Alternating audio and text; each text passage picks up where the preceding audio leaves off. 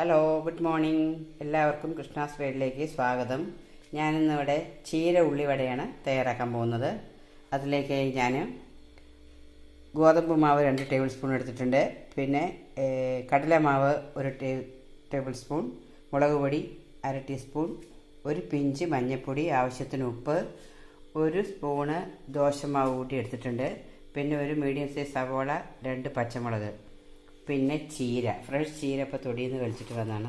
ഒരു 4-5 തണ്ട് ചീരയുടെ ഇലകൾ എടുത്തിട്ടുണ്ട്. ഈ ചീര ഇല നമുക്ക് ചെറിയതായിട്ട് അരിഞ്ഞിട്ട് ഒന്ന് ആവി കയറ്റി എടുക്കണം. ഇഡ്ഡലി ചെമ്പിലോ സ്റ്റീമറിലോ വെച്ച് ഒന്ന് ആവി കയറ്റി എടുക്കണം. ഞാൻ ഈ പൊടികളെല്ലാം കൂടി മിക്സ് ചെയ്തിട്ട് വരാം. ഓക്കെ. ഹലോ, പൊടികളെല്ലാം ഞാനിതിവിടെ കലക്കി വെച്ചിട്ടുണ്ട്. ഈ സമയത്ത് ഞാനൊരു പാൻ വെച്ചിട്ട് അതിലേക്ക് 1 ടേബിൾ സ്പൂൺ എണ്ണ ഒഴിച്ചിട്ട് ആ സവോളയും പച്ചമുളകും ലേശം കറിവേപ്പിലയും ചേർത്തിട്ടുണ്ട്. പിന്നെ ആവി കൊള്ളിച്ച ചീര ഇലയും കൂടി ലേശം ഉപ്പ് ചേർത്തിട്ട് ഇതൊന്ന് വാട്ടിയെടുത്തിട്ടുണ്ട്. ചീര ആവി കൊള്ളിച്ച് കൊണ്ട് ഇപ്പോൾ ഇടണമെന്നില്ല, എങ്കിലും ആ ഉപ്പ് കൂടി ഒന്ന് പിടിച്ചോട്ടെ പറഞ്ഞിട്ടാണ് ഞാൻ ചെയ്യണത്. ഇനി ഇതിനെ കൂടി നമുക്ക് ഈ മാവിൻ്റെ കൂടെ ഒന്ന് മിക്സ് ചെയ്ത് കലക്കിയെടുക്കാം. ഞാനിതൊന്ന് മിക്സ് ചെയ്തിട്ട് വരാം. മാവിൻ്റെ മിക്സ് ഇതവിടെ റെഡി ആയിട്ടുണ്ട്. ഞാൻ അടുപ്പത്തൊരു പാൻ വെച്ചിട്ട് അതിൽ ഗോൾഡ് വിന്നർ എണ്ണയാണ് ഒഴിച്ചു കൊടുത്തിരിക്കുന്നത്. എണ്ണ ചൂടായിട്ടുണ്ട്. നമുക്കിനി ഇത്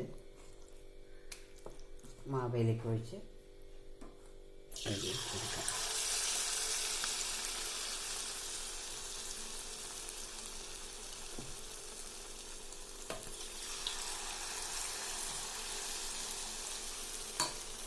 നമുക്കിനി ഗ്യാസ് ഒന്ന് സിം ചെയ്ത് കൊടുക്കണം.